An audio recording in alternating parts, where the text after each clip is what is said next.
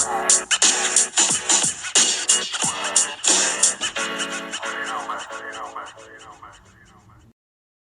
episode is sponsored by Plonk Wine Club.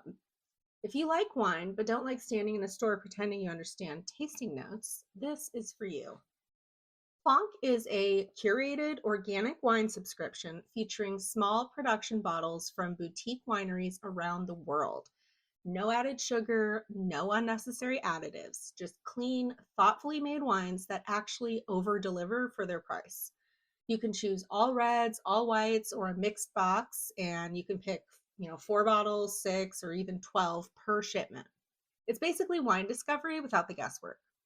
Use code NEWMEMBER for $10 off your first order and grab it through the link in the show notes. So give Plonk Wine a try, because why not?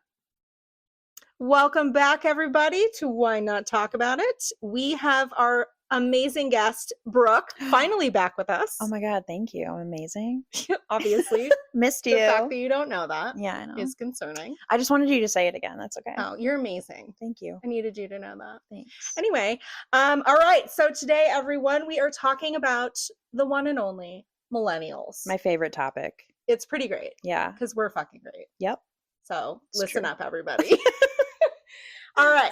So we're going to start out with the actual, defined dates of millennials. Everybody gets this wrong, I feel like. Yeah, it's because it's not, official. It's the standard, most widely accepted is 1981 to 1996. Mhm. So, meaning anyone who's a millennial right now is currently about 30 to 45 years old.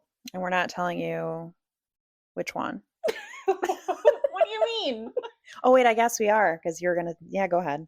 Never mind. Brooke doesn't want you to know how old she is, but she can get the fuck over it. So Brooke and I are actually smack dab in the middle of that range because we are both born in 1988. Uh-huh. Yes, we're old, but we're like the young, fun, old, Yeah. kind of. I don't know. Mm-hmm. We think so, at least. All right. So other than that 1981 to 96 range, you may also see 1980 to 1995 or 1982 to 2000. Ew, that's weird. Yeah. So, but those aren't obviously the most widely accepted. Yeah. I don't accept it. So, the reason that the 1981 to 1996 time range makes sense is because it lines up with the shared formative experiences that we all have. So, we're old enough to remember life before the internet, right, Brooke? Yes. Mm-hmm. We were in school or at least young adulthood during 9/11. Mm-hmm. And we entered the workforce around or after the 2008 recession, which was fucking depressing. Crazy times. Yeah. Crazy childhood. Yes. Honestly. Yeah. And young adulthood, it really sucked. Yep. So that shared historical stack is really what defines the generation more than the exact year. Yeah. So we kind of wanted to talk about, just briefly, kind of the generation before us and after us. So before us, there was Gen X, which is 1965 to 1980. That doesn't even include my mom. That's crazy. And they were the analog childhood, no tech whatsoever. Pre-social media adulthood, independent latchkey energy. They were the kids who came home from school to an empty house because both parents were working, carrying their own house key and letting themselves in.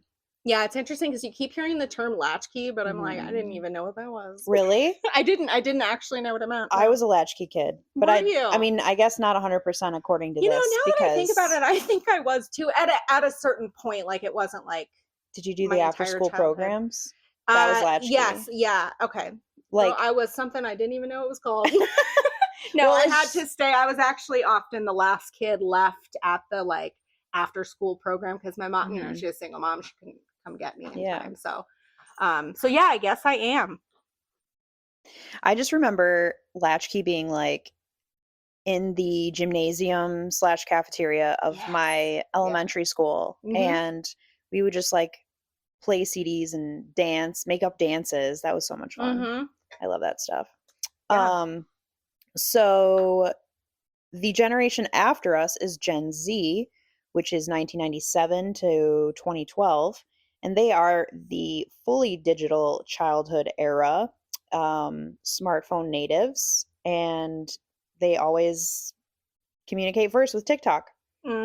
Exactly.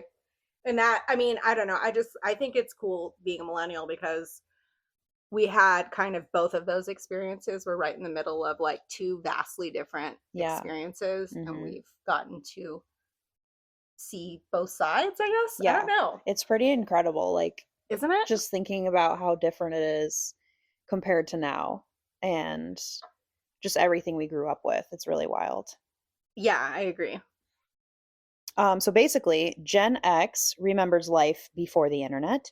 Millennials remember when the internet was fun, and Gen Z doesn't remember life without it.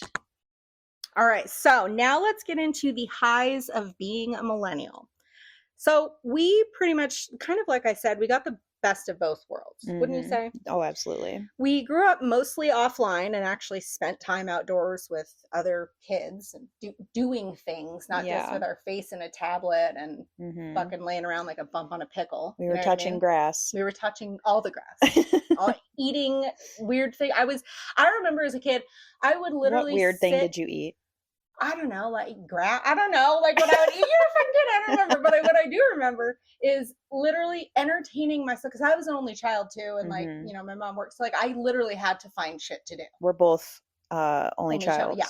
So how you say that? Only childs? Only children's. No, I'm just kidding. I don't know. But anyway, so you get it. So basically I would have to like find shit to entertain myself. Yeah. So I'd be in the backyard just sitting in the dirt, lifting up rocks and looking for bugs. Like I would literally, that's what I would do. Wow. I mean, among other things. Yeah. But, you know, actually being outside. But anyway. So another part of, you know, best of both worlds is that we came of age as the internet exploded. So yes, a lot of people call the millennial generation the pioneers of the internet. We really are. We really are. And we'll get into that, don't you worry. But essentially we had a childhood without surveillance and adulthood with Wi-Fi. So, right? Like, yeah. Hell yeah. Without surveillance. That was nice. You could honestly just like be like, okay, I'm coming home at whatever time, 10 o'clock or 9, whatever. When the lamp posts on the street turn on. Yeah. And see you then. Yeah, they couldn't contact you. There was no way to track you. It's almost like being on a cruise ship. Come find me. Yeah. You can't text me. It sounds exciting. Come find me. So we of course have to talk about the pop culture of that time, which incredible. Honestly, best pop culture era, I think. I agree. So let's talk about TV first. So obviously like Nickelodeon, Disney Channel were the popular channels at that time. And they had such, Nickelodeon at least, I don't think I ever watched. Cartoon Network too, right? Oh yeah, that's true. Yeah. Wow, how could I forget about that? But yeah, true. It's just, there was so much entertainment, and it was like such a, not like TV was a new thing, like we're not the ones who fucking invented it. I'm just saying like we really absorbed a lot of it. And it kind of really became part of our culture. I think growing up. What TV shows did you like? Oh my gosh. I liked the Disney Channel stuff. Or cartoons. I don't know. There was a couple cartoons I liked, but I don't know. Like when I was a kid, I liked like the Mutant Teenage Ninja Turtles, Sonic the Hedgehog. What's the one with the Goofy, and it was like the Goofy movie or something? Yeah. Whatever. I don't know. I like that shit. Looney Tunes, of course. Oh my God, Looney Tunes. This may be an unpopular opinion, but I loved me some Mr. Rogers. I never got a creepy vibe from him ever. No, and he was amazing. He was amazing. He taught me how to hang my shit up. He taught me how to be polite with my neighbors. And you know, later as an adult, I actually found a photo. This was before AI, by the way. I found a photo online of him flipping someone off with a smirk on his face, and it like made him even more magical. What? I love that. It's pretty great.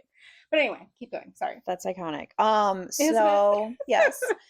So I really loved the shows on Nickelodeon, like the cartoons, like Hey Arnold, Rugrats, Yes. Doug, Oh my God, yeah. oh my gosh, We could go on for hours just on TV. the Wild Thornberries, Angry Oh Beavers. my God, the Wild Thornberries. I watched that shit today. Yes. If I could. Did you? Oh, Is it I thought on? you said. No, I will. I don't know. I'm gonna find it. Hey, anyone, if you know where it's streaming, let me know. Right. Disney Plus. There should be like a Nickelodeon Plus. There That would really be should. winning. All That. Did you ever watch? Or the Amanda Bynes show? I did. Yep. Oh, remember That's So Raven? Yes. Yeah. Loved it. I actually met Eddie once at like a meet and greet signing Did you really? situation. He was being such a creep to my friend. We were the oldest ones there. I think we were like 16 or 17 and we went, and they were all just like little kids, and he was just like hitting on my friend. And it was just so weird. You're like, this is fucking awkward. Yeah. Real quick, sorry. Uh-huh. Reminded me of hitting on, even though that never happened, although I wish I had. What? You remember JTT, Jonathan Taylor Thomas? Fuck yeah, I do. Loved him. Loved him. So much. Yes. And I got a signed poster from him once. I was very excited. What? So I sent him a little letter. Oh, that's so cute. Remember sending letters to these people? Dude, like that shit doesn't happen anymore, I have maybe emails. I don't know about anymore, but I have a whole ass binder. I went through You do not. of autograph pictures I wrote in and signed for. That's great. And got signatures for. Yeah. I got Robin Williams. Yeah. Oh, you did tell me Ashley that. Judd. I got Eddie Murphy. I got Mary-Kate and Ashley. Did you know my aunt, incredible. my great aunt, was next door neighbors to Eddie Murphy? No, that's awesome. Isn't that great? Very cool. Yeah. Were they BFFs? I don't know. I think I saw him once, but I don't know. I was like always on the lookout. I was like, Eddie Murphy. Right. But anyway. Where's that nutty professor? Where is he? Okay, and like movies, the Disney Channel original movies, amazing. Smart House, Luck of the Irish, Motocross was my favorite. I don't remember any of Xenon. Xenon, I remember that. Zetus Lapidus, or whatever. Oh my God. That's hilarious. I don't remember those other ones you mentioned. Smart House, that was a good one. That was like where this family wins like a incredibly AI featured house, basically, and it just foreshadowing goes bad. Yeah. Just kidding. And it goes bad. Where am I? That's the it goes bad. Oh yeah, shit. Yep. So you should just be prepared. Oh, okay. kidding. So my favorite thing was the rom-coms were great, and I'm not even really a huge rom-com fan, but I just feel like that time frame, like the 2000s, those are the only ones I'll watch. Late 90s. I don't like the ones anymore. Like, you don't like what? Recently. Oh, the new rom-coms, you mean? Yeah. Yeah. And then, of course, the unapologetic 2000s comedies. Like, unhinged, amazing. Yeah. You can't, because everyone's so goddamn sensitive now, you can't get away with, like, saying half the stuff they used to say. Do you know what I mean? Yep. Anyway. And going to rent them at Blockbuster. Yes. Best time. Yes. Because it was like a whole thing. Yeah. Like, this is what we're doing tonight. Yep. Not we may flip through and see what we can find. We are going to find a movie and we're all watching it together. Yeah, it was the best. And popcorn will probably be involved, right? Yeah, yeah. Yes. And the music, of course. Yes. The best. Running home to watch TRL was like so much fun. I loved it. And calling in and like requesting a song or like a shout out. In. Yeah. Yeah. Love that stuff. Yeah. And of course, LimeWire. LimeWire. Yes. Yes. Risking a virus for a song. Yes. And jail time. Yep. That's true. That's true. You are officially a criminal. And then torrenting came after. Hoping you're not going to get caught, you in your little studded belt running around. Yep. Doing whatever. What was that, like 2001? Like what? I don't even. Something like that. Something like that. Yeah. Anyway. So yeah, we experienced media communally before everything became fragmented and customized, really. I mean, it's so personalized now that like we don't have that sense of, did you watch it last night? Aside from like maybe the Olympics or the Super Bowl or something, but it's like we don't have that, you know, everyone watches this show at 8 p.m. on Tuesdays. Yeah. Do you know what I mean? Like it's just not that communal sense of like togetherness. Yes. I don't know. I know it sounds stupid, no, but it's I know like what it's you're not saying. even a thing anymore. Yeah. Everyone now the question now is, what are you watching lately? What is Which on? is fine because it's like interesting and this is our world now, but yeah. I don't know. There's just something so nostalgic about it. Yeah. I agree. Anyway. All right. So aside from the golden age of pop culture that we talked way too long about, Sorry. no, that's okay. I And so just get did I. excited. I do too. It's the best thing. Hmm. We have to talk about the emotional literacy upgrade because we, I think, as millennials, have helped the movement of normalizing therapy. And this is a really big thing because, like, if you look at, our parents and any generations before them, really, it was so taboo and like looked down upon. And it's like maybe because we as millennials are such a damaged generation for like a whole hell of a lot of reasons, we were like, we need some fucking help and we're gonna make it okay. It's gonna be okay. Right. And you're gonna get right over it. And I think that we helped propel us as a culture and helped the other generations feel that it was okay to like get some mental health help. Yeah. Right? What do you think about that?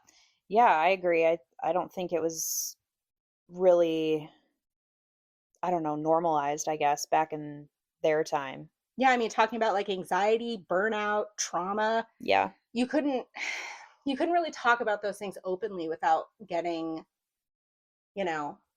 looks or being treated differently. And like, That's a good point. Know, Yeah. just whatever. But yeah. So then we've got humor as a survival tactic. So, our generation is highly self-aware. We're irony fluent. We can meme our way through just about anything. Collapse, I've got a meme for that. Don't you worry. We're going to be fine. Yeah. And we can laugh at our own dysfunction. Hence the therapy we've had. Yeah. Right? I'm going to therapy. I'm fucked up. Yeah. Pretty much. Yeah. Well, we have to talk about the technology. We have to. Sorry, I was taking a wine break. We absolutely do. It's just incredible. We have seen so much change in the last, at least 30 years, depending on where in the millennial scale you are. Yeah. It is incredible. Yeah, seriously. We went from cassette tapes to AI. That's really wild to think about. I mean, are you kidding me? Some of the kids, they don't even know what the fuck a cassette tape is. Or VHS. VHS. Yeah, going from VHS, DVDs to streaming is just crazy. Not even like physical anymore. I have so many DVDs that I will not get rid of. I have my favorite ones. I have a few like DVDs or Blu-rays that I have, that are just movies that were some of my favorites that I actually purchased. Yeah. But again, I'm not going to get rid of those because I've had personally, I've had instances where like if you move somewhere new and you don't have internet for 3 days or set up, just plug in your Blu-ray. You have shit to watch. It's not like they're completely obsolete. Yeah. That's but true. It is what it is. Blu-ray was funny to me because it only had like a little moment. It did. Before streaming. I know. It was like, remember the Netflix where they mail you your Yes. DVDs? I have had Netflix since then. I've had Netflix before they started doing that. Really? Or no. I mean, when they only did that. Sorry. Okay. That right. Oh, yeah. Same. Remember, like when they just had the and then they started streaming and doing that for like 5 or so years. You're like, nobody wants. Do they still anymore. have? Yeah. Do they still have Redbox? Oh yeah, Redbox. I don't know. Yeah, not that that's during our time, but no. It used to be in my local Walmart. I don't think it's there anymore. Your local Walmart. Yeah. That's great. AOL dial-up. Oh God, that sound will forever be imprinted in our brains. Yeah, and you could not be or whatever. You sound like a fax machine. I remember trying to sneak online in like the middle of the night, and then that shit wasn't happening. That sound, I literally put a blanket over my computer. Modem or whatever. Yeah, whatever, and it didn't work. But yeah, that sound is just crazy, and you couldn't be online and on the phone at the same time. No, you couldn't multitask. Yeah. You just really couldn't. But AOL chat rooms, the best, or like the noises they had or the sounds like, goodbye, you've got mail. You've got mail. Yeah. Fuck yeah. I missed that. I want it to tell me now. Yeah. I love that shit. AOL's still a thing, right? I feel like. I think so, yeah. Without the dial-up? Yeah.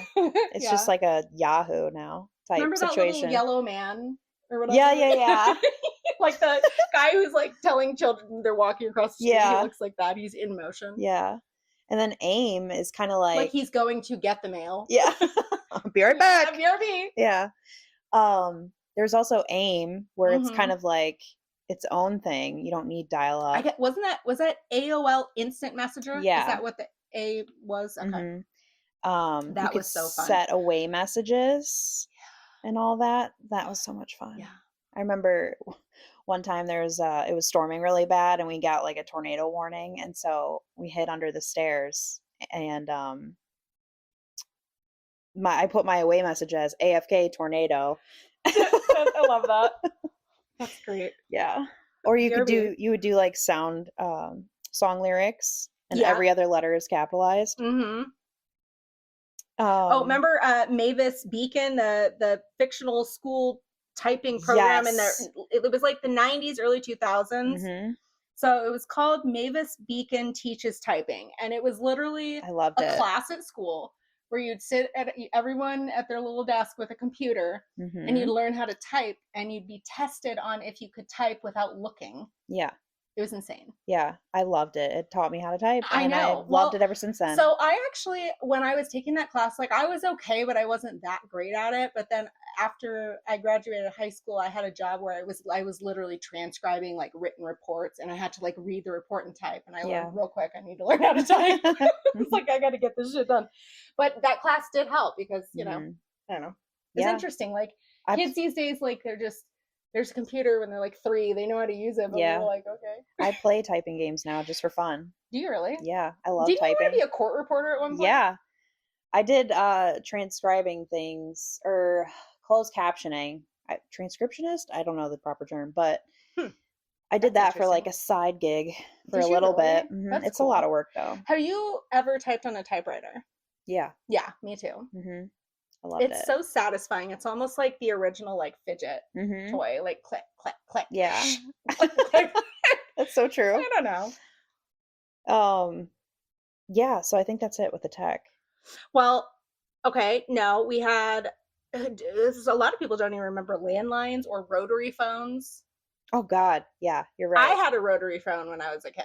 Because when I was a kid, because like we obviously had like normal like landline I think I did like too. phones or whatever, but when I was a kid, I was super into like antique shit, and I was like, Mom, I want a rotary phone. So she bought me a rotary phone that was like crystal with like gold. It was so fucking gaudy, but I fucking loved it. I was like, yeah, with the little circles. Anyway, it was great. Yeah, we did for a little bit too. Payphones.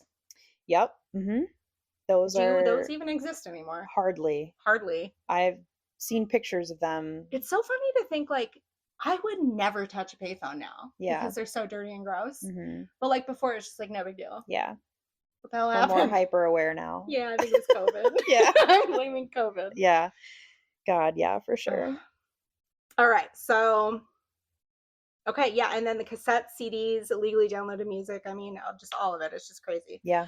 Okay. So what about social media and the whole evolution there? So we talked about AIM. What about MySpace? Oh my God. MySpace. I miss MySpace. I'd totally still use it if it was around. Yeah. Is it even still like an actual website? It is, but it's so different. Like your profiles are like pretty much wiped. And it's just like a music social media now. It's kind of music? Yeah, but it's so different. Interesting. Yeah. I actually went to mine like 3 days ago. I was wondering. Did you really? It still shows my top 8, but like some of the images are not there, and so it's just like weird. I don't know. It doesn't Remind me what the top 8 was again. Your top friends that you would select yourself. Okay, so you put them. Okay. Yeah. I always had my cousin first, and then I have whoever I was dating at the time second, and then and then all my other friends. Right. And then it was like drama if you if like you change them. Someone from speed dial, like they get upset. Yeah, something like that. Yeah. But yeah, people would actually get upset about being moved. Like, why'd I go from your number 3 to number 6? What'd I do? Yeah. Do we need to have a conversation? Right. The Facebook when it was just like college only. Because it was created for that. Yeah. I think I got in. It had to have been after that. I remember junior year. in a computer lab. I was just like, oh, Facebook? I think my friend told me about it. So we joined then. But yeah, my junior year, so 2005. Yeah. Yeah. I think I was, yeah, somewhere around there. Mm-hmm. That's crazy. Oh my Yeah. gosh. And then Instagram pre-influencer. It was a beautiful, beautiful thing. Photos, people actually gave a shit. I Now miss it's just that. all algorithms and And no one can ads. see your ads. No one can see Yeah. your shit unless whatever. Yeah. It's I ugh. low key hate Instagram now. Yeah. Like I still post. I mean, I'll occasionally post stuff to my profile. Really more so just because it's like if it's like easy for me. Memories for Like you. the memory is for me, but it's also like, oh, I remember that moment. Or if I'm talking to someone about it, I'll be like, oh, let me pull up the photo really quick. I don't have to search through like 9 million photos on my phone. Yeah. I like makes know I sense. posted it. But yeah, other than that, it's just like, ugh, Yeah. it's a little cringe now. But Yeah. anyway. All right.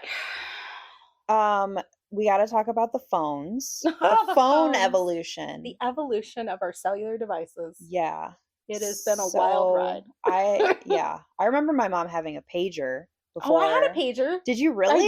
I did. I had a fucking pager. So if anybody listening does not know, a pager is this little device. And not only doctors use them. Yeah. We used to use them. And you like call this number or something and you type in.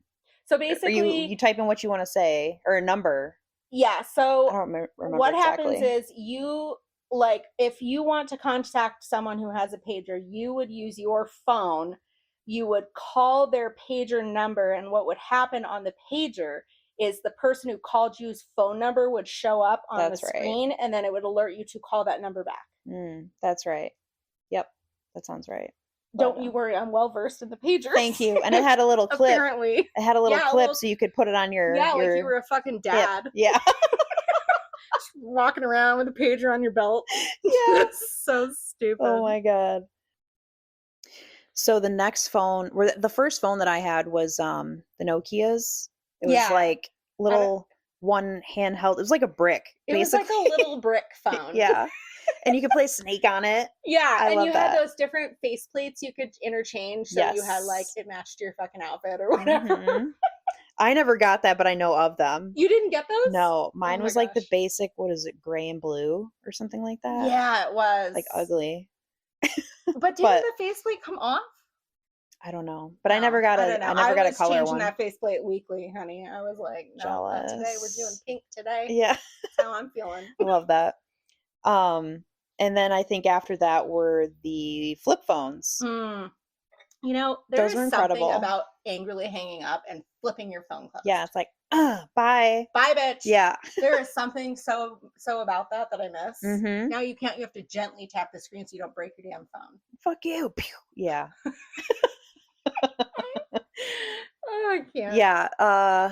The first smartphones. What was your first one? Did you get the iPhone? I did, yeah. So as far as smartphones are concerned, I've always had an iPhone. Mm-hmm. But I feel like for a hot minute I had a BlackBerry, but that was kind of like the in-between smart, and that was more like the efficient phone. Yeah. They had a little roller ball in the middle. Yeah. That you could use as like a cursor to click on things. Yeah. Which was super fancy. But before that, then. I had Sprint. So like they had like some Sprint phones, like actual Sprint phones. Yeah. And I had a couple. I think one of them was a flip screen. But didn't you have, like I said, they had like the Razor. They had I had a Nokia Twist. The Twist. Oh yeah, where you flip it and it like has like you a like thing flip and it diagonally. Yes, and I got one because I liked yours. I got one because you had one. It was so cool. And then like the little ring, you could change colors to whoever's calling. So my mom was red. Yes. My boyfriend was like yellow or something. And yeah. Friends were pink. But it was oh my God, how so funny cool. is it that we used to legit pay for ringtone songs, and now we only want our phone on silent. It's true. Don't call me. We don't want to fucking hear it. Yeah. Oh my God, I forgot about those. Isn't that great? Oh, and ring back tones. Yes. Like I never used those, but they were there. Yeah. They So were there for us. basically when you're calling somebody, instead of hearing like the Ring, ringing, ring, the you trilling or yeah, whatever it's called. you hear the song that this person picks, which is kind of cool. Mm-hmm. But yeah, I remember my friend had like Usher. It was like Oh, Usher. "You Got It Bad" or whatever that song I'm like, is. do I? So I'm still waiting for you to pick up. Right? I'd be like, "Don't pick up. I just want to listen to the song now." That's hilarious. Yeah. Oh my god, I forgot all about that. Yeah. So, what tech do you weirdly miss? I know it's tough. So like I said, I missed the flip phone situation because angrily hanging up. Mm-hmm. I make it sound like I'm angrily hanging up a lot, but I think I just missed the fact that I could angrily hang up. Yeah. It just Um, feels so satisfying. it sure does. I miss the excitement and newness of AOL and like AIM. Like I Yeah. just miss that. I still don't know how it works, but when the AIM first came out, I was like, how the actual fuck are they getting my message? Where they're not even in this room? Like I could not comprehend it. It was just crazy. And I think the third thing for me, I know we didn't really talk about this, but credit card machines, I really miss the swipe. Oh I miss yeah. the swipe. Yeah. What do you I do don't now? want The to chip? tap. I don't want to insert. I want to fucking swipe my card and move on with my day. Yeah, it's Do you know what I satisfying. mean? Mhm. It is. Anyway, what about you? What tech do you miss? That's so tough. I think I agree with you though with the AOL because it was so much fun just like getting online and seeing your friends It was list. just so new. It was like a Yeah. whole new like world. Mhm. And chat rooms were so fun. You could just like ASL. yeah. Yeah. Everyone lied. Yeah. Yeah, it Age, was sex, location, by the way, is what ASL stood for. yeah. Oh my God. That's so funny. I don't even think they have those anymore. No. But And if they do, they're all for like subculture creeps. yeah, basically. But yeah, I agree with you. I think that's what I miss the most too. Yeah. Mhm. So what tech transition felt like the biggest for you? Um, let's see. I don't know. It's weird because it's like I'm honestly I'm gonna say AI. I'm gonna say AI because From what? From like from nothing? any transition from tech to tech, Yeah. AI has been the craziest, biggest for me because all of Okay. the other tech, like when you look back at it like retrospectively, we made leaps and bounds. Yeah. But in those moments, in those times, every other year a new phone would come out or this or that, or like it was just a progressive whatever. And we were all just trying to keep up, but it was just like just a couple new features here, a new this, a new like shape of a phone or something, like it wasn't anything crazy, but AI is insane. Yeah. That's a So good I think point. that's my answer. Okay. I don't know. What about you? I know it's super recent. It's not like all nostalgic No, millennial, that's but so for me, it's just monumental. yeah, that's very true. I would say the internet in general. Oh, Like, yeah, of course. yeah, Yeah. just I guess I could have because said that. I thought you meant just like Well, 'cause, artificial like, I mean, intelligence didn't in the general. internet like exist though really before we were around? Like, well, I think more of it was like military shit. But like Yeah, it even in the was early 90s, I think there was still something going on. I think in the 80s they Yeah, had maybe in like the 80s. but it was very A lot of it too was just like military it or wasn't just public. yeah. That's Yeah. what it was. I think it was the 90s where it really It wasn't became necessarily www, which is World Wide Web. It yeah. wasn't accessible to everybody. Mm-hmm. But yeah, no, that's a good answer. Yeah. The internet in general. Yeah. I completely didn't even think about that. That's okay. Same. Oh my God. Okay, well, speaking of nostalgia, there are just so many things in general that just make me like smile and want to just I know. Go go back. back. But Mhm. it's nice because there's so many things that were simple back then and just like here it is and this is it. But of course, nowadays if we were to actually go back right now, we'd be like completely inconvenienced and frustrated and irritated Yeah. because Oh, we're yeah. so used to everything like Mhm. right now I can stream it, I can do whatever, it's Yeah. instant, and that's not how it was. So I think we Yeah. have this like romanticized view of how things were back then, but at the same time they were simpler, they were easier, whatever. So let's see, what about MTV? Remember when they actually played music? Yeah. Also, RIP MTV. They just retired officially like a Did they couple months really? ago. Wow. Super sad. Yeah. But That's weird. I Like, know. I don't understand why though. Do you know why? They're kind of irrelevant now. Like, Oh yeah, I I guess. don't know Because like, officially, but I mean, I feel like for a long time it was music videos, yeah. and then they started doing some whack ass shit. I don't even Yeah. know what they were doing for Reality like a shows. decade, and then 16 and pregnant or yeah, whatever. like what the hell does that have to do with music Yeah, television? it was What does messed that up. have to do with anything? Um. Anyway, and then well, speaking of television, we remember when we had to wait a week for a new TV episode. Yeah. I miss those Well, we days still kind of actually. do actually now with some shows, which is I'm super glad frustrating. I know. It is frustrating. I It's freaking good hate for it. us though. We need a little. Yes. You don't get this instantly. Exactly. Yes. But it is very frustrating. Mhm. I'm glad they brought that back though. Yeah, yeah. Okay, so we talked a little bit about this, but burned CDs. But remember those giant CD binders we used to keep in our cars? Dude, mine, yes. Brooke had a big ass one. Yes. Hers was like 6 inches. Yeah. All and most of them were burnt, but just Yeah, God, just going burnt through mixed everything. CDs, And you couldn't change it. I mean, I guess you could, but writing like on it with a Sharpie. yeah. No, but like change your music like mid-drive or something. Like you have Mhm. to pick something you're gonna be stuck with your entire You're drive. like, it's these 12 songs. Yeah. That's it. That's Yeah. all I've got.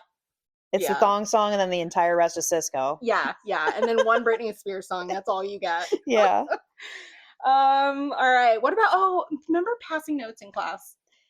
That was so much fun. It I was. miss Do kids that. still do that? I don't know. They're I probably mean, just texting each other. well now, Do they take cell phones away from kids? yeah, they just banned them. So they're gonna have to figure some shit out.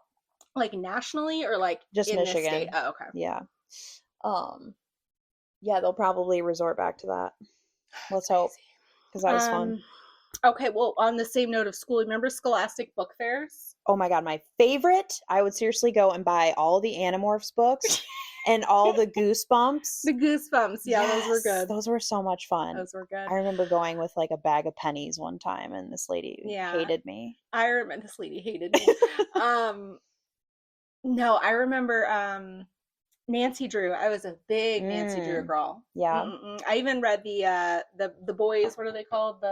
Oh gosh. Something boys. I don't remember. I can't right now. Anyway.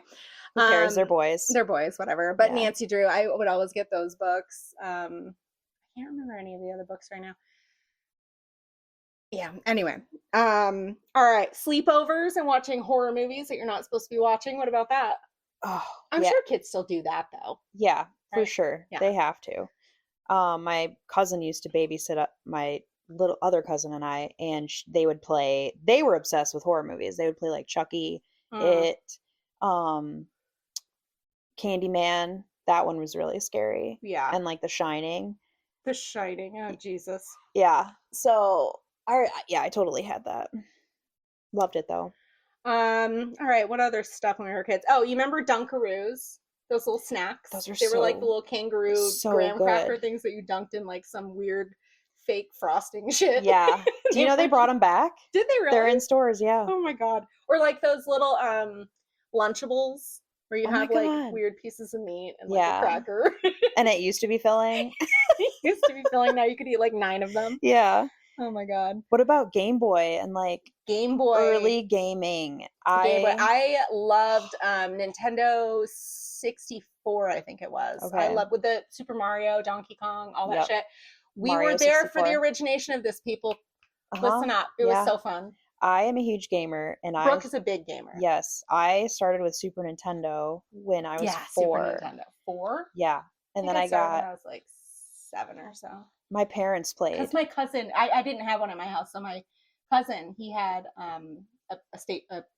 what's it called, console thing. Okay, And so whenever I'd go over there, I was like, "Can we play Nintendo?" I love that. Yeah. Yeah, Super Nintendo, and then graduated to what was after that? Oh my gosh, probably I don't know, Nintendo 64, PlayStation 2. Okay, I was thinking you were going to talk about PlayStation or Xbox or something. Yeah. Yeah. PlayStation 2 is what I had. I feel like that was the best one. And then I have an Xbox One, and now I'm on a PC. But Mhm. I still have all those consoles. Do you want to tell them how we became friends, or one of the reasons we became friends in college? Remember the Facebook games? Oh my God. Yeah. So we met in college in an economics class. Uh-huh. And you want to know how we met? Is because I looked around on the first day of class and I was like, she looks really smart. I'm going to go sit next to her. And then she starts trying to sell me her Mary Kay. I sure did. Didn't work. But I bought stuff from you. Yeah. That hand lotion. Yes, you did. Satin hands. I love how you remember that. Yeah. The peach was the best kind. Yeah. Anyways, so I was really into World of Warcraft at that time. Well, I still am, but anyways, and then so we went to lunch at the cafeteria, and I like had my laptop and I was gonna play it, and we're like, do we want to show each other like the games we play? So I'm over here playing World of Warcraft, and she was playing some Facebook sorority life. Yeah. What did you do in that game? I don't fucking know. Stupid shit. Like it was just like, it was a Facebook game. Isn't it like fashion and like you would it was like a girly dress her with game. cute things. So she's playing World of Warcraft, wow, and I'm playing sorority life. Yeah, it's so funny. So here we are. Yep. Anyway. Oh, okay, so the other thing I was going to say, we totally got derailed. That's okay. So Tamagotchis. Yeah. Your girl had like a literal keychain of like 9 of them. 9? Yes. 8 I or 9. was stressing out with one. Honey, they were all thriving. Wow. All of them. I was obsessive with I love my that. Tamagotchis. I love that. Loved them. Did you name them? Some people did. I don't think I did. But so, funny story about my Tamagotchi situation. Mm-hmm. So, I had 9 of them on top That's of wild. A couple of Furbies. I don't know if anyone remembers Furbies. Yes. They were the demonic little furry things that would like wake up and their eyes would open at like 2 a.m. I still have 2. Need something. But they're in a box, locked away, like, so they don't like come out. Gremlins. Yeah. Anyway, so I had all of those, and my mom was just fucking over it. She got so annoyed with my Tamagotchis one day when I was in school. She took my whole keychain and threw them in the freezer. They all died. I was devastated. Oh my God. I clearly am still bitter about it and I'm not forgiven her. But yeah, well, you believe that? And then my Furby, I think she killed it or something. That I don't blame her for, know, because they're terrifying if you think about it. Literally, they are like little gremlins. They were like our Labubu's. Yeah, but they were like, and they could actually talk, and like their eyes would open. They had eyelashes and shit. Yeah, and they blink really creepy, or they just don't blink at all. Like just stare at you. Yeah. Oh, so good. Demon eyes staring into your soul. Exactly. Anyway, Oregon Trail. I have a list here of things I didn't want to forget, and Brooke was she knows how much I love Oregon Trail. And we're talking about gaming. Yes. So Oregon Trail, how do I explain this? She's a stand for this game. A what? I said you're a stand for this game. I love it so much. So basically it was a PC game where you were on the literal Oregon Trail, and you were like in the pioneer days or whatever, and you had to basically survive on the trail amidst all these various little challenges that would happen to you, and like risk your survival or whatever. You'd lose food, or someone on your trip would die, or your donkey would die. It was like a choose your adventure type of thing. Yeah. But then you would stop at these like old time, store, what do they call, like a market stores? Yeah, kind of like a market, but it was almost like a pharmacy type thing, where it was like a everything kind of store, like a supply, whatever, it doesn't matter. I forget. Anyway, so you would stop at these stores, and you'd have to have earned enough cash or have something to trade in to get all the shit you need to continue your travels on the Oregon trip. Anyway, I just fucking loved it. So good. I would stop whatever we're doing right now to go play it if I could. And then the favorite way to die in that game is what do you mean?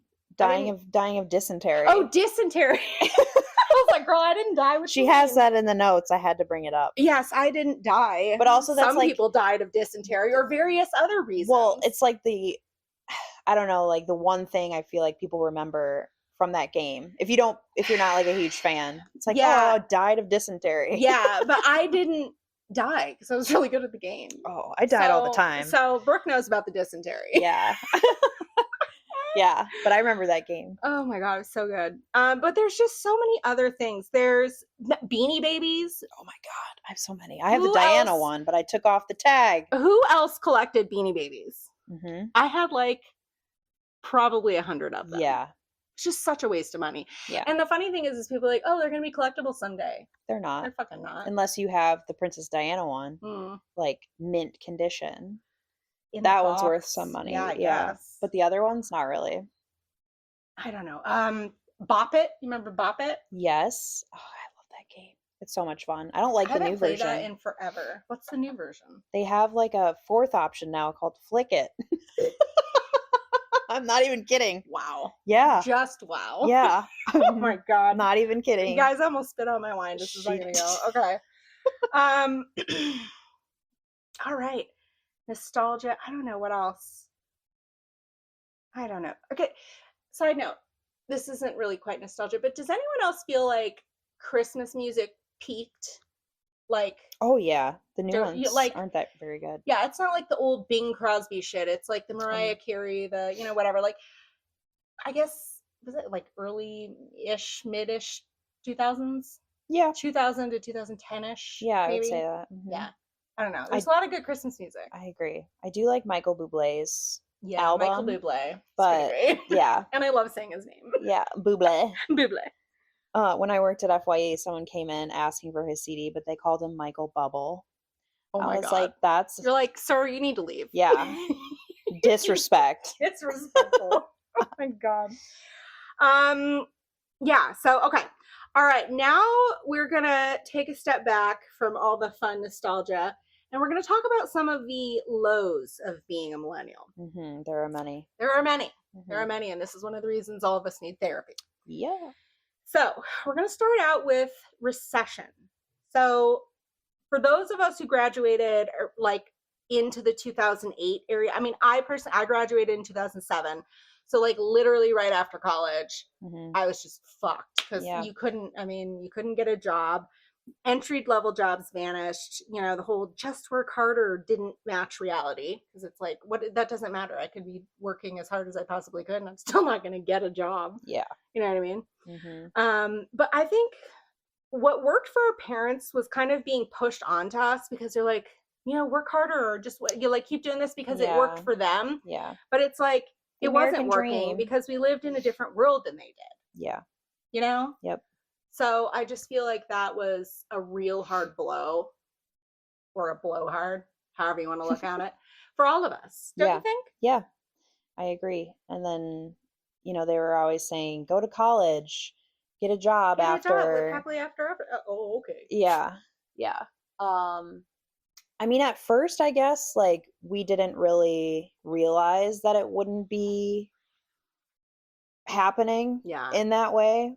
But then, like, over time, things got worse and we were like, why are we doing this? Right. And I mean, don't get me wrong, I'm glad and grateful that I have a college degree. I feel very proud of the fact that I did it. Yeah, it's hard work. It's hard work. I mean, I was working full-time jobs. I was a commuter. I was going to school, getting decent grades. You know what I mean? So I'm proud of that and I have a degree to show for it, but it's still I have a journalism. I've never fucking used my journalism degree. Yeah. Ever. Yeah. I've never worked in journalism. You know what I mean? Mm-hmm. So it's yeah, cool. I have a degree, but why? Yeah. Well, you're putting it to work now. I mean, I guess. There you go. I'm a journalist. And we would have never met. You know what? That's true. That's the But we met in economics. It doesn't matter.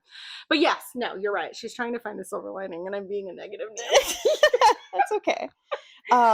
But yeah, so we were promised basically college equals success. Mm-hmm. And I mean, yeah, my bachelor's is in marketing and I'm now a software engineer. So I don't know. And you really had to go in and be exactly know what you wanted to do, which is really hard at that age. Or just get a general business degree or something. But what does that get you? Right. Yeah. So it was really tough back then. And then student loan debt, trying to pay for all of that, left with decades of payments and tuition just kept getting higher. Yeah. And yeah, that was fun. And I don't think our parents had to do that either. No, they didn't. But the thing is too, is it's I feel like now people they're really only going to college, I think, if they're going into like STEM, which is science, technology, engineering, and math, for those Yeah. of you who don't know that acronym.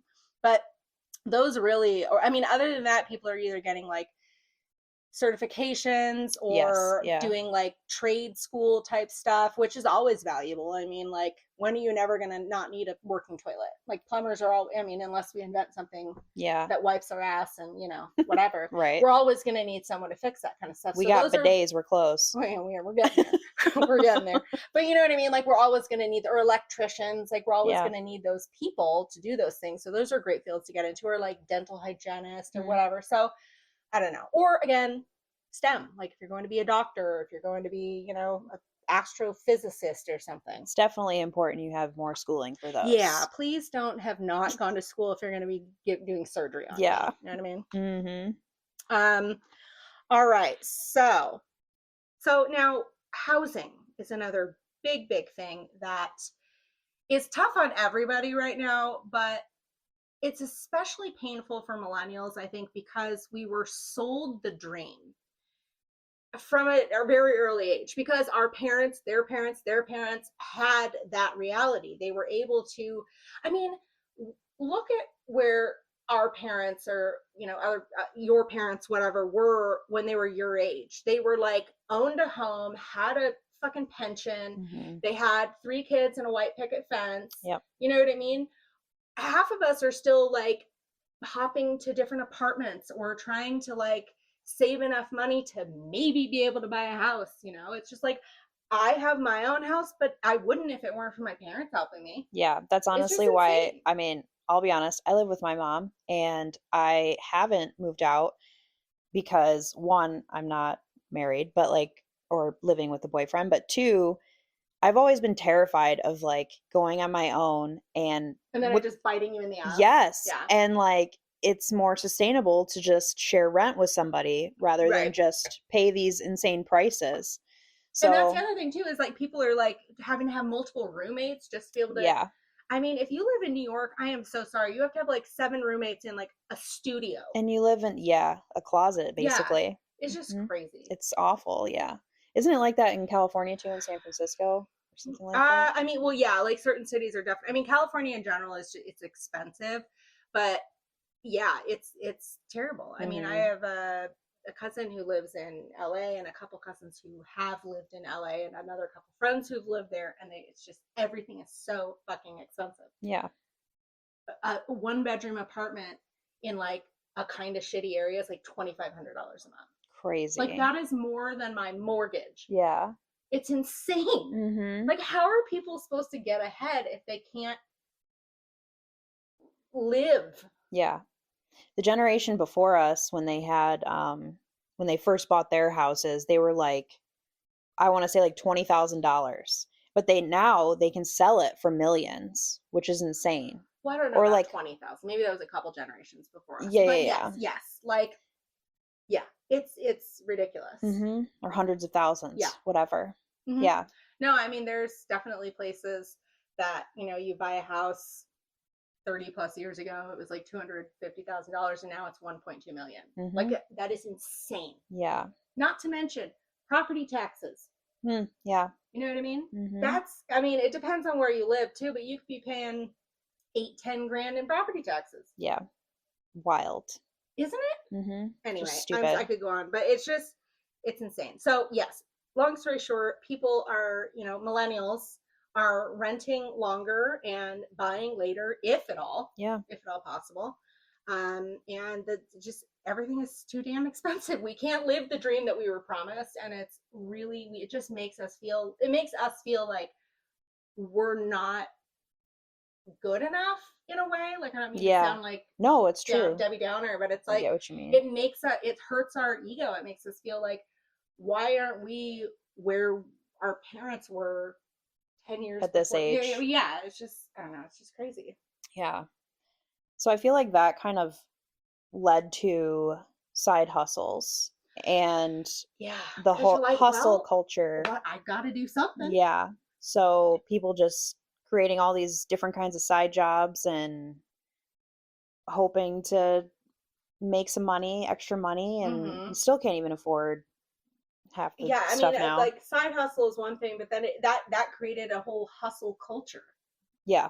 where you never feel like you're doing enough. Yeah, and even like resting. Being It, at rest is like this is what is this, a wrong. fucking physics class? I need to sit down for a minute. I'm exhausted. It may not mean I'm in motion at the minute, but Yeah. like I need a mental break because it's exhausting just trying to fucking function and live in this world, is it not? Yeah, I To agree. like get not only just maintain your head above water, but to even get ahead. That's where I think the hustle culture came from, is because we quickly realized that our parents' American happy rainbow dream is not what's going to be happening for us. So we Yeah. have to like kick it into high gear. And, you know, it just Hmm. created this whole negative, toxic culture of you're not doing enough. Yeah. I don't know. So That's how I feel. no, it's agree. Or it's agree. I It's agree. agree. It's agree. It's agree. But yeah, so I mean, I feel like we, even when we want to rest or when we think we're resting, we're still anxious because we feel like we should be more productive or be doing something every fucking minute. Yeah. I don't know. No, But that's how I feel. I've been fighting with that, I'm not gonna honestly. lie, I'll tell you guys the truth right now. That's how I feel. No, it's true because I'm like, oh damn, I need to clean the bathroom, or like I need to do this, I need to do that. But then it's like I'm just so tired. Yeah, I'm just gonna sit here and drink wine. Yeah. Because I'm like mentally exhausted. physically, Yeah, like I just don't want to do anything. I don't it's too know. much. It Yeah. really is. All right, so now we're gonna get into the major world events that have befallen us, Hmm. right? Okay. Plagued our So, kind. plagued our kind, our generation. Well, Hmm. everyone was affected, but it's Yes. just crazy being all of this has happened since we were children. Yeah. So, anyway, all right, let's start with Y2K. Do you remember Y2K, Brooke? Oh my God. Yeah. Y2K, for those of you who don't know, stands for year 2000. So 1999 was a tumultuous year preparing for the unknown of the new Hmm. century and all the crazy things that could happen with it. I honestly don't even remember what everyone was so worried about. Was it like technology, Yeah. robots, something? I don't like. Technology. It was basically like people didn't know if the computers, because like the time on the computers only went up to 1999. And so it Oh, didn't, right. people didn't think that technology could handle. So it's like a modern day Mayan calendar, Yeah. basically. They We're didn't like, think it could this is the last handle. day. Yeah. So they thought like once it hits midnight and the computer, all these We're turning computers, into a pumpkin. yeah. All these computers like instantly switch and glitch, they wouldn't be able to handle it. So there'd be like a huge technological meltdown. And yeah. Yeah. And then the ripple effect from that, which you guys, if you've heard any of my, well, any of my, I did the apocalypse episode last week. I believe it was last week. So listen to that and you'll Hmm. hear all about the ripple effects of some catastrophic event like that. But anyway, so we went through Y2K, and that was scary because I know my household at least was like, you know, freaking out about it. They're Yeah. like, which I don't know, was yours? Like, I No, feel like a lot of people were like, we were pretty chill. I was in sixth grade. I remember that. And I had a friend over. And yeah, we were what, 11, 12 or something when yeah. happened. Yeah. And my mom and her boyfriend at the time, we were just like partying. I don't know. We were just Party. whatever, I guess. Here we are. We'll just be computerless, I guess. Yeah, we'll figure it out. Yeah, it'll be fine. Yeah. Yeah. We lived before without it. Yeah, we'll be fine. Yeah. So you guys were freaking out? Well, I mean, my dad was like, we should make sure we have some like extra food and water. Like he was just being logical about it because, That like, makes I mean, sense. you have to think again when these crazy things happen, shit cascades really quickly and pandemonium happens and people lose their shit and start acting like assholes at grocery stores, and so like, you don't want to be out, so like having some shit at your house. And I think like this is one of the reasons that I have that mentality is because I've been through I this was and I gonna say, is lived in that a why you're a prepper? maybe because like it's you just think about all the things that make your life nice and easy and happy that could be gone in a second, and I don't like that reality. Yeah. So why not have some extra canned food and some toilet paper? You know what I Yeah. mean? Anyway, so I think like my dad and even my mom too, they were like, maybe we should have some like extra stuff just in case, because my biggest fear in any one of these crises is people. Yeah. People are crazy. You never know what they're gonna do. Yeah. You know? So They're- it's not about computers or robots. It's like, how are people gonna react? Yeah. They're gonna start acting It's like very assholes. scary. You know what I mean? Everyone for themselves. Yeah, exactly. Okay, so then we move into 9/11. What do you have to say about that one, Brooke? Oh my God, you should see her face right now. Well, yeah. Where were you when 9/11 happened? It was one of those flashbulb events. I remember exactly where I was. I was at school, and our teachers started freaking out. They started acting weird, and like they, you know, did they get administrators or what? Well, administrators or whatever came into like each of the classrooms and was like, "Hey, like something happened. Like we're holding an assembly in the auditorium or whatever." And I remember they gathered all of us, and we went and sat in this. The whole school sat in this auditorium thing or whatever, or gym or whatever it was. And they had big screen, like not TVs, but those projector thing, those big screens, and they were showing the footage. They were like, "This is what is happening right now." That's wild behavior for kids to see that. Yeah. Wow. Yeah. That I was hence a flashbulb moment in my life, because I remember exactly where I was, and it was scary as shit. Where were you? Was it 8th grade? Yeah, it was. 8th grade English class. I remember my teacher. I don't remember what class I was in, but yeah. Yeah. I was in English, and my teacher got a phone call, and her son was actually in the building, the Twin Towers. He was only on the 4th floor, so he made it out. Oh, okay. I was like, that's my next question. Right, yeah. No, he was fine. So it was him calling her, telling her about it. And we didn't have a TV in that room, but so she was kind of freaking out. We didn't really like do anything in the class that day. And then it was it was pretty close to changing classes. Yeah. And so I went to math class, and everyone's just like freaking out basically. And the teachers aren't teaching anything. They're just like talking in the offices, like, what are we going to do? So they all, they called school off and had our parents pick us up. And I just remember like going home, and my mom and her boyfriend turned on the TV, and we were like watching it there too. And yeah, pretty scary. You want to know something super weird? The morning, so like before I was going to school, like obviously it happened like while I was at school, but that morning I, for some reason, didn't want to go to school, and I didn't want my mom to go to work.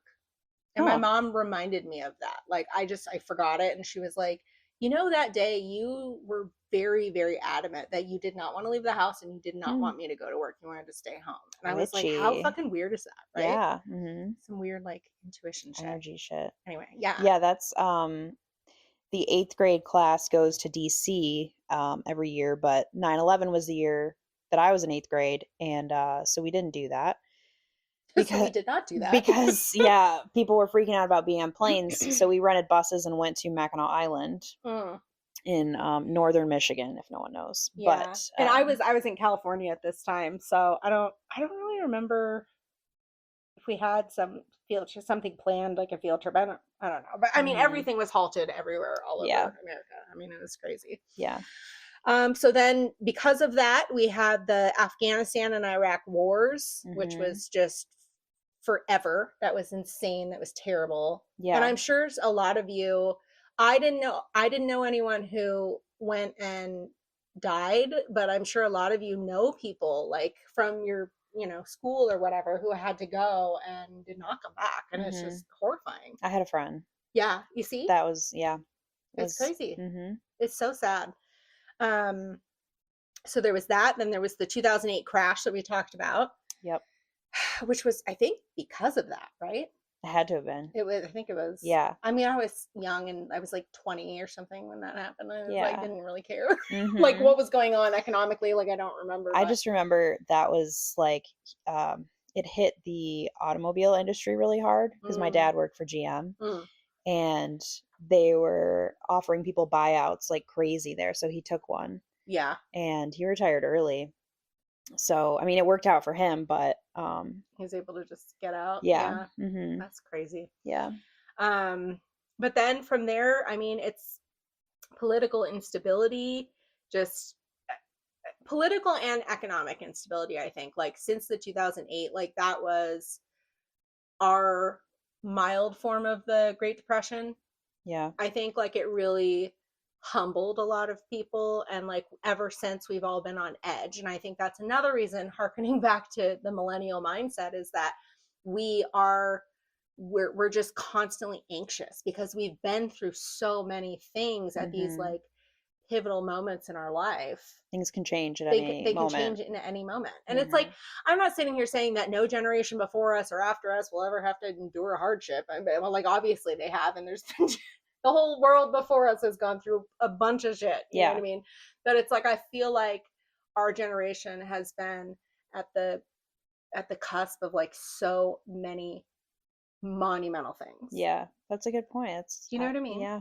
Anyway, And now that we're talking about it and like putting it all together, it's just, you can see no wonder we need things. therapy Yeah. again. You can see things like cascading into each other and it's just Mm-hmm. like a domino effect. Yeah, it And is. yeah. Um, and then, of course, we've got the pandemic, everyone's favorite COVID. Oh my gosh. It's just, I don't know. I think it's been overtalked. We don't even have to talk about it, but it's just, There's definitely like, what is it? just add Like, another thing to the list of things we're worried about. well, that too, but like before COVID, after COVID type situations. Mm-hmm. I've heard this conspiracy theory where like we all died during 2020, and we're living like an alternate reality right The now. Matrix is real, people. Yeah. Sorry. And I'm like, I mean, I don't know if I fully believe it, but I feel like that's a good way to kind of explain, or not explain, but just like liken after COVID. Because it Uh, feels weird. It feels different now ever since COVID. it does. It does. Just the It was vibes. just. It was just vibes. Yeah. Just all vibes. Just the life vibes right now are off. Yeah, it does. It feels very Depressy. surreal, but also like, quote unquote, the new normal. Mm-hmm. Which, what the fuck is that? Yeah. You know what I mean? Mm-hmm. I don't even know. All right, then we've got continued waves of inflation. It's just never ending. Love it. And climate anxiety. I mean, not to mention the fact that like whether it's man made influenced or not, but that's a whole other topic and conspiracy theory, but the weather has been insane over the last like 20 years. Mm-hmm. I mean, it's gotten hotter. I think it started with Hurricane Katrina. I think that was the biggest thing for people, where they were like, wow, we were not expecting that. Yeah. And just the hurricanes have gotten worse. Tornadoes, just like even temperature. The temperatures we've had record highs and lows, like in weird places that wouldn't expect that. There have been even what was it, like a month and a half ago, when the whole country had that huge snowstorm. Yeah. There were so many reports of people saying this shit is fake. Like there is actual fake snow. So it's like manufactured snow. Like people were taking videos of like, it looked like styrofoam pellets, or it was like not melting when you lit a lighter next to it. Like weird shit going on. So it's interesting to see like, what is happening? Like, why is is global warming real? Is it not? Is it all altered? Is it, it's just, and these are the things we're thinking about and worrying about, because why should we have to be worrying about fake weather? Interesting. Why should we have to worry about fake weather? Yeah. Or I mean, even if it was real, that's wild to like think about. I know. Just everything being so drastic. Yeah. So I don't know.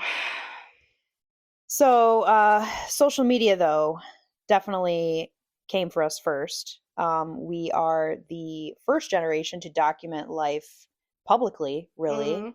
So all these things that you're talking about happening to us, they are pretty much all documented Yeah. with like Facebook memories. So it Even, may have seemed like a weird shift from, world events to social media, but it's really connected yeah, if you think about it, yeah, because what Brooke just said, like, absolutely. It's all been recorded. yeah. There's no like if you had a night out or something, you would wake up with like, I don't know, somebody posting like 65 photos of like this Of your part. drunk ass. Yeah. And then you wake up Hoping to all these those photos would tags. never see the light of day, but here Yeah. we are. Yeah. But yeah, social media basically kind of made more people aware of events that are happening, like Mm-hmm. all the what you were just talking about, Yeah. and just kind of I'm trying to think of the word. Just made I don't know, made everybody more just aware of things that were happening and more views than just the people around you. Like I social feel media like was it's really born more inflating everything. it's more, yeah, well, yes, it inflates a lot, and there's echo chambers, and there's chosen sides, left, right, upside down, whatever. Hmm. But it's like so much more accessible and in your face. It's not just, hey, we're working at the office today and we're just doing our work, and then we're gonna all go home tonight and watch the evening news and maybe discuss it tomorrow. It's not how it goes. You get a Yeah. Twitter alert, or X, or whatever the fuck it's called now, or you get your, you're watching YouTube at work or whatever. It's like constant every single day in your face all the time. You don't even get a break. Yeah. And then we get digital burnout. Yeah. And honestly, like I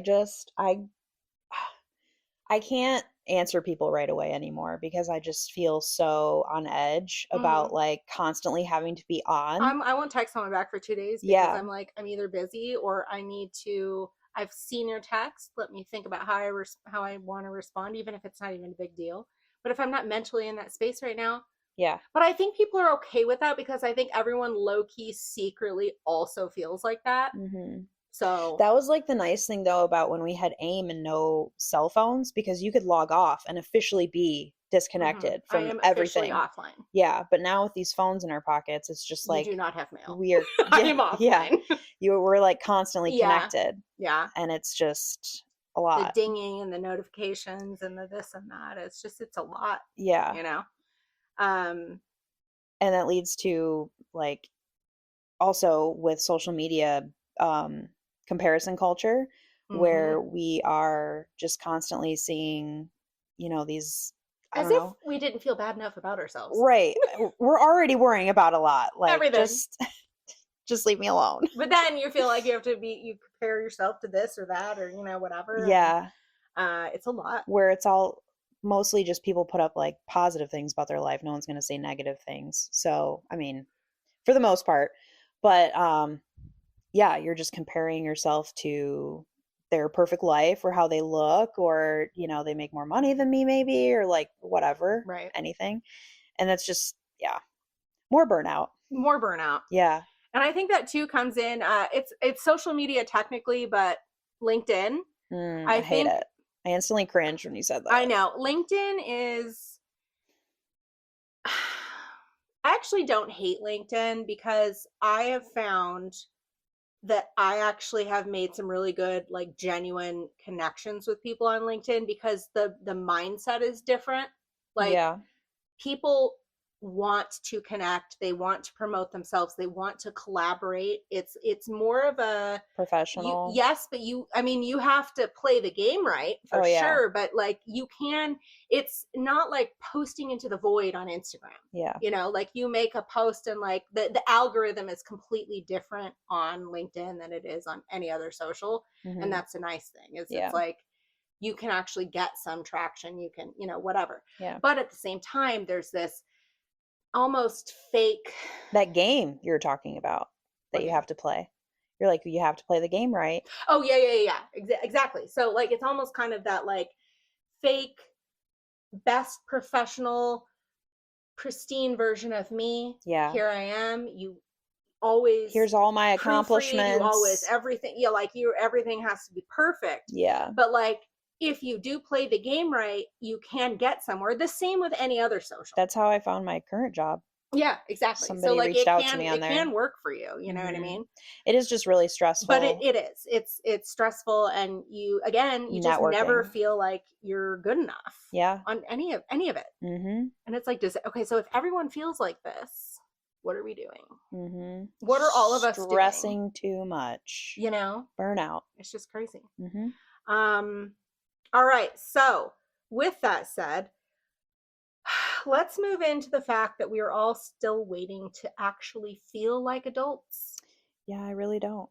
Yeah, Mm-hmm. it's hard because, you know, those of us who actually get mortgages are still texting our moms for whatever. It's true. You know what I mean? Or, hey, like, how the hell do I do this? Or do I have to, whatever. And it's so overwhelming because it's like, again, we look back at our parents and we're like, they were straight adulting. Yeah. They'd been adulting for a They minute. had their shit together. They sure did. Mm-hmm. And look at us now. We don't know our ass from our head. No. What is happening?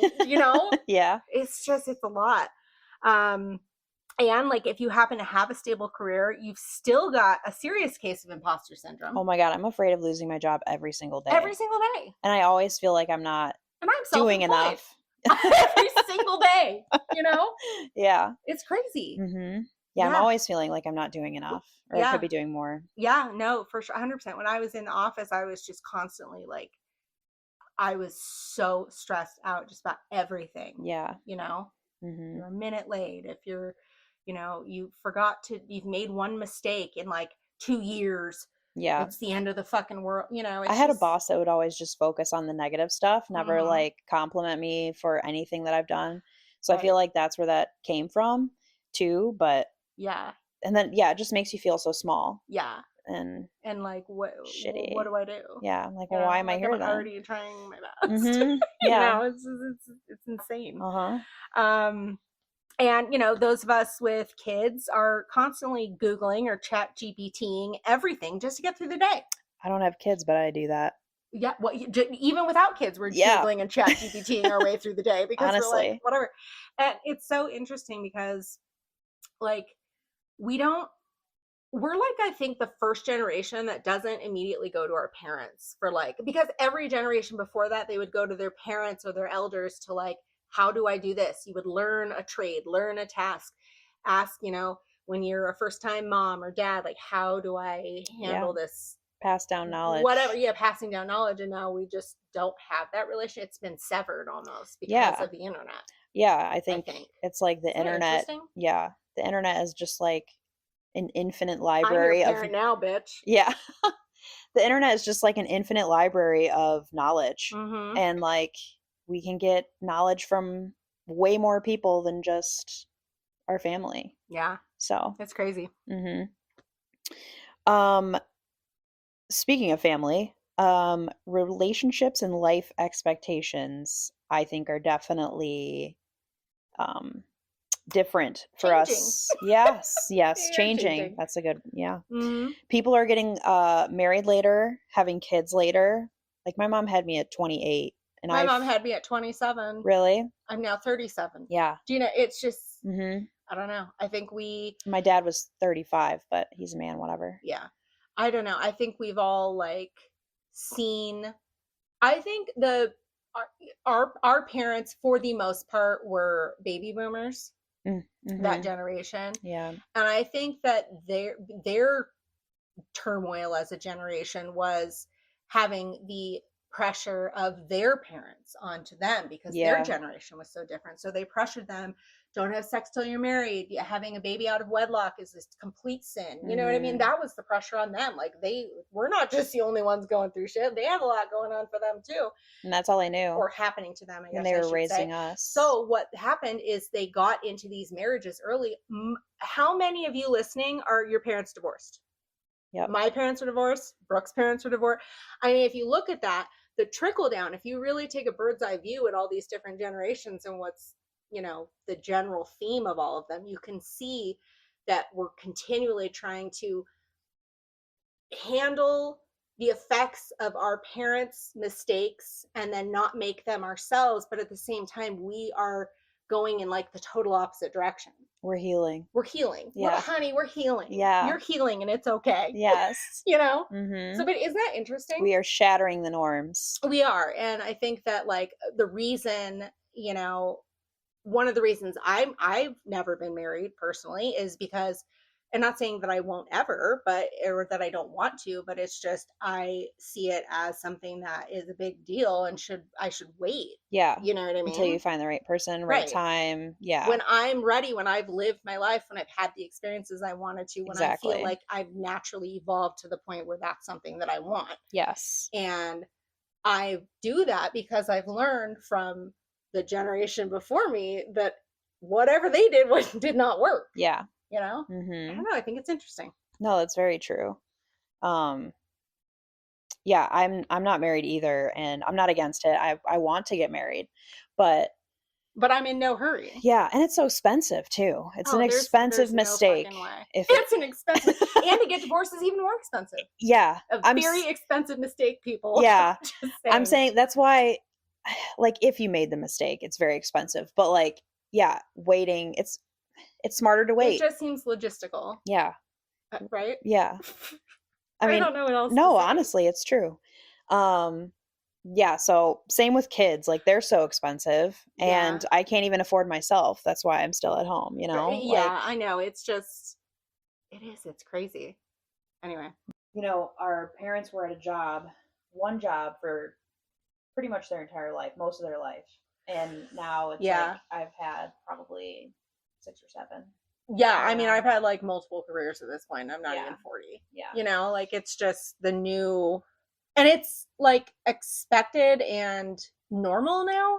Yeah, because you make more money when you job hop. Yeah. Again, hustle culture. Yeah. It's coming back to bite you. I'm telling you, it's a real fucking thing. It is. Interviewing.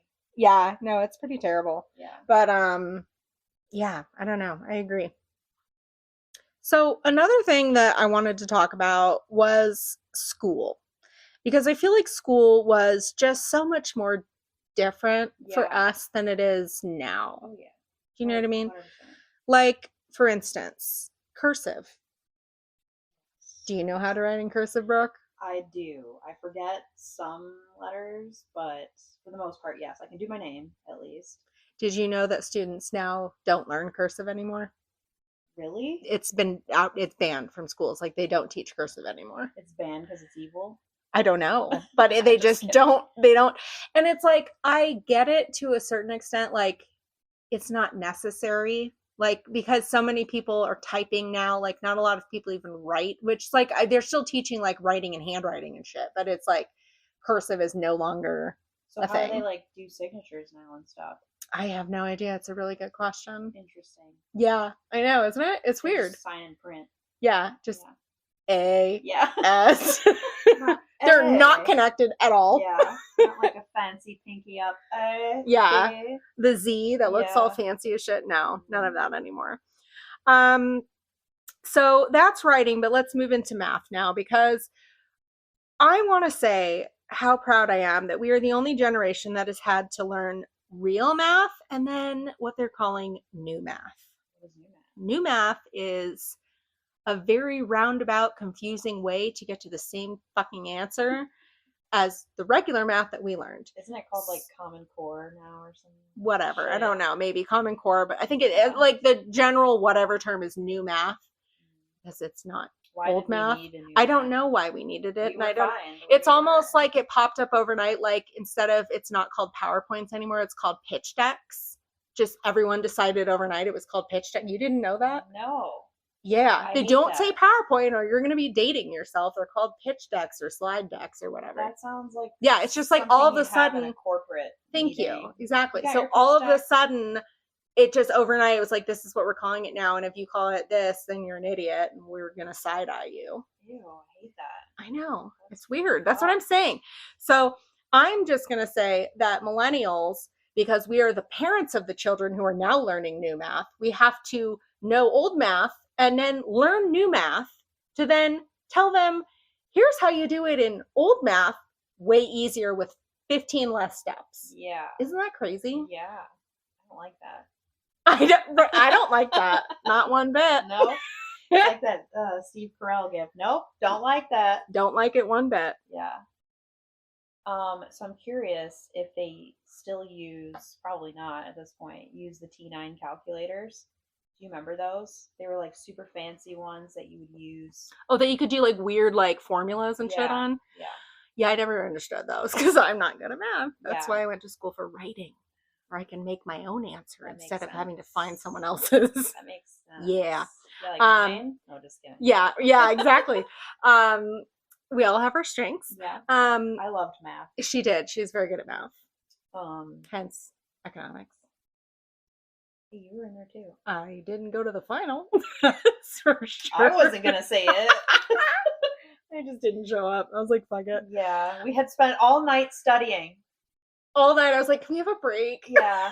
Not even just all night, but the whole semester. Yeah. We would study, and she'd want a break to play Mancala. Yeah, I just couldn't handle it. And then didn't show up for Yeah. the final. Didn't. Anyways, what were we talking about? T9 calculators. So, yeah, I'm curious if they still have those, but I highly doubt it. Yeah. And also we had like, Well, they have phones now, so you can just. yeah. But I don't know if they can do all the. Well, you could use the calculator like during a test, Uh-huh. but now with smartphones, I don't know if they allow them to do that. I don't have kids, so I have no idea. Yeah, I don't know. But because I could easily Google. Yeah. Anyways, computer labs or like take-home laptops. I never was in like that. There's a program you had to be in, at least in my school, for the laptops. You had to like sign them out, and they were so old and clunky. Mm-hmm. And like, why am I even taking this on? Yeah. Did you have that? No, I didn't. But I wonder, like, I don't know if kids now have computers at their desks. Like, do they have to bring their own? Or are they assigned one? Like, Right. how does that work? Because tablets. do they write anymore? Like handwrite thing? Like, I just don't understand. Yeah, that's a good question. I don't know. I don't know either. Yeah. So school was fun. I don't know. Like, it just seems so different now. And I mean, we all have to be used to change to some degree, but come on, new math, please. All right. So we were the last fully analog childhood and the first fully digital adulthood. Okay. We were the recession graduates, if you will. Yeah. We were the student loan generation. Still are. Yep. A lot of people still are paying them off. Mm-hmm. We were basically the social media guinea pigs. Oh, absolutely. Absolutely.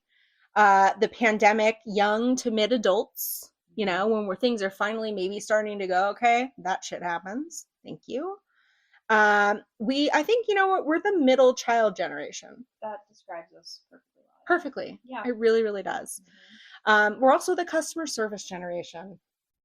Really though. Like we still have some of that charm from our parents, and then the next generation below us, they don't seem to give a shit. So I kind of wish I had that. Yeah, like, no, fuck it. Care too much. You know what? I'm the customer now, bitch. Yeah. Okay, get out of my store. But overall, I think we were just the beta test. We were like literally the trial run for everything. Yeah, that's a good point. Yeah. So PSA for anyone who needs to hear this: you are not failing at adulthood. Okay, we weren't set up for a stable version of success because the goalposts just kept moving while we were still learning the rules, and it's not our fucking fault. So, but yes, our generation has gone through an insane amount of change, economically, technologically, culturally, politically, whatever. We didn't just grow up. We had to adapt in real time. And I know every generation has had to adapt in real time, but I feel like this was like real Matrix time. Like, it was a different kind of timeline that we were having to adapt in. Yeah. And it's been insane. It's been a fucking wild ride.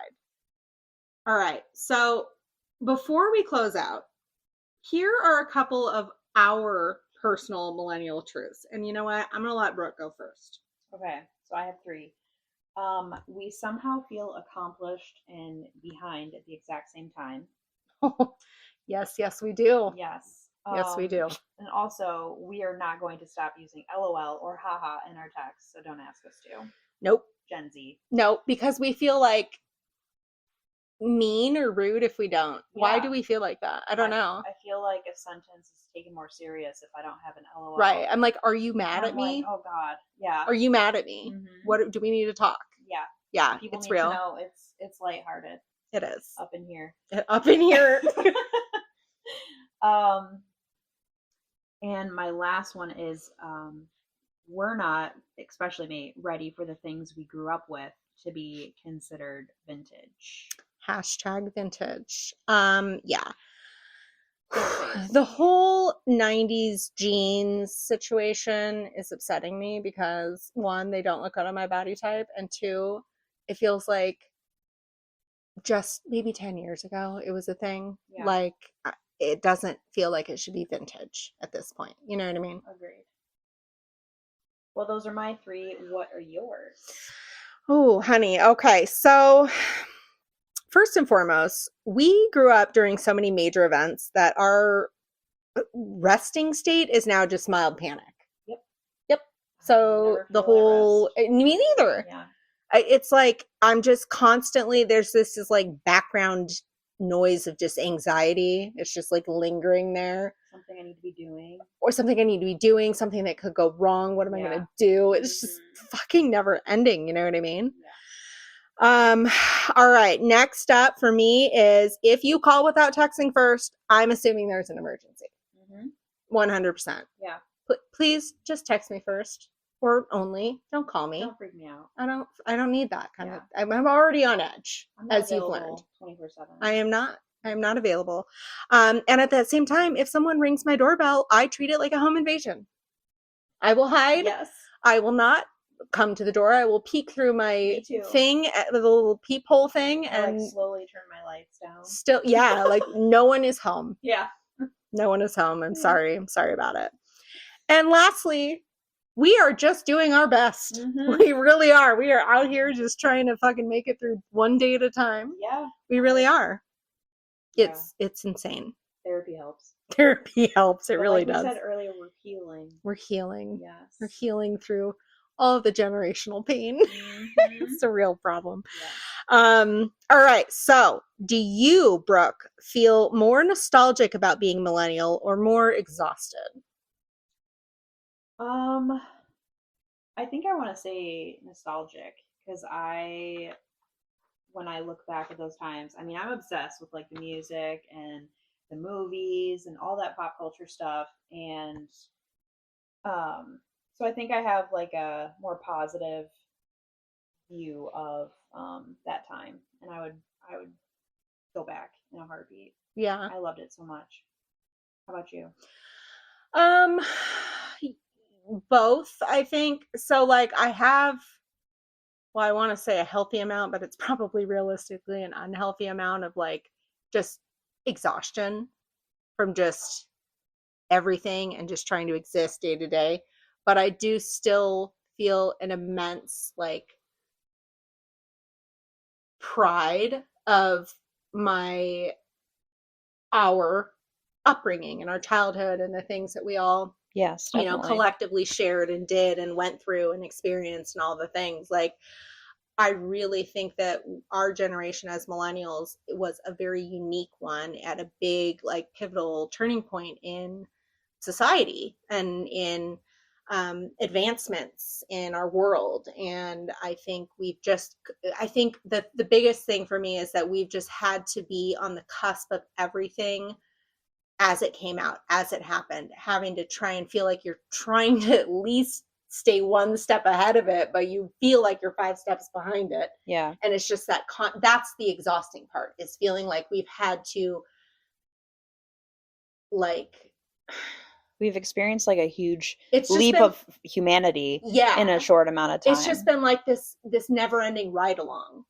Yeah. Do you know what I mean? Like, you're just having to constantly like, oh, this thing happened. All right, pivot. We're pivoting, or we're pivoting, or whatever. It's insane. And it's a lot, and it's crazy and exciting and exhausting. And I think overall I have a positive view of it. And I think it builds strength and resilience in us. but it's exhausting. Yeah, It really is. it definitely I don't is. know. I I don't know. It agree. really is. So, do you think Yeah. millennials are actually like uniquely burdened, or is every generation convinced that they had it the hardest, or have it considering Gen Z and after us? I mean, well, like I said, I do think we are uniquely burdened. I will say 100% yes to that. Mm-hmm. But with that said, I'm not saying that other generations before us or future generations are not also uniquely burdened. Yeah, they have their own They have their own, we set all of have our own thing. issues. I think that our generation had a plethora of little things, Yeah. one after the other and some on top of each other. You know what Yeah. I mean?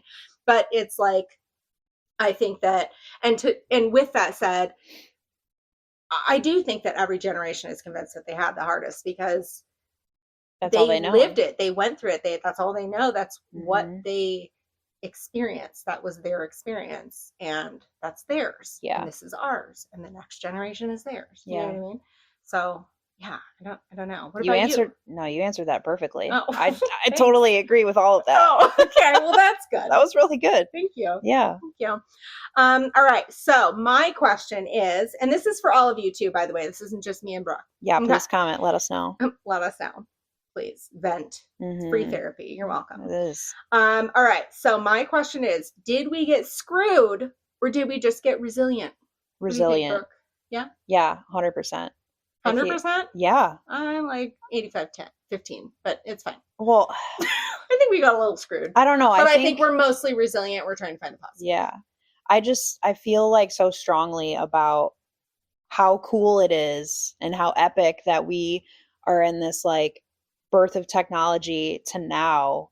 Mm-hmm. And like, it really is incredible. Yeah. And like, if you think about the entire history of humanity, like we really have like the biggest jump in, I mean, technology in general, but just like the advancement of humanity and like what things can do for us, you know? And I just think that's really cool and epic. And I love that you said that because we also have the benefit of knowing what it was like without it. Yeah. And having the both ends of the spectrum. Yeah. The beautiful, pure little childhood that it was without all of those things. It was so innocent. It really was. Yeah. You know, I don't know, it's cute. And now kids, Brooke are like, oh, how cute. Yeah. And now kids nowadays are just like growing up on TikTok and like seeing what other people are doing and not focusing on your own childhood and everything. Yeah. So I don't know. I feel like, what was the question? Oh, did we get screwed or are we resilient? Yeah. I don't think we got screwed.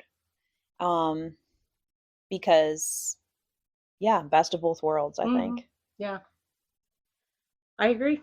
Do you feel singled out just because you're a millennial? Yes and no. I don't think that it was an intentional single outing or whatever. Like, I don't think they're like, hey, fuck you guys. Well, I know that we're going to do everything in our power to ruin your entire generation. Well, I don't think that's what they did. Well, Gen Z is like huge on dogging the millennials on social media. Yeah, because they're little a-holes who haven't had to go through anything. Sorry if you're listening, but you need to give us some respect. Respect your elders. Yeah, respect my authority. Okay, What was that little guy from South Park? Cartman. Cartman, yeah. Almost said Carlton. That's not right. No.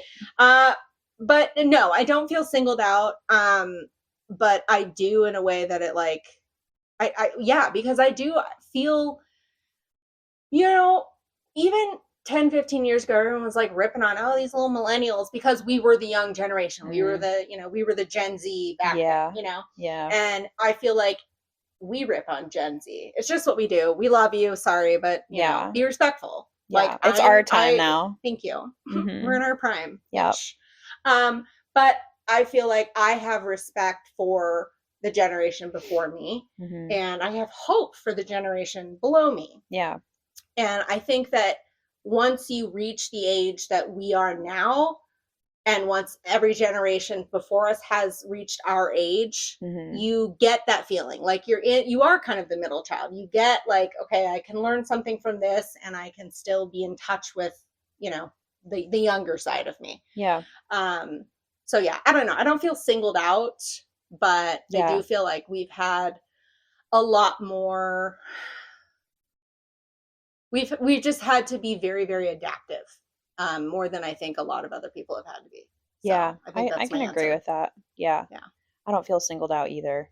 Yeah, like it wasn't anyone's fault. Like it wasn't Yeah. like intentional. I think that's what singled out Damn means. these millennials. Like, I'm gonna yeah, curse their lives. yeah, but I mean, I do think that we've had some backlash.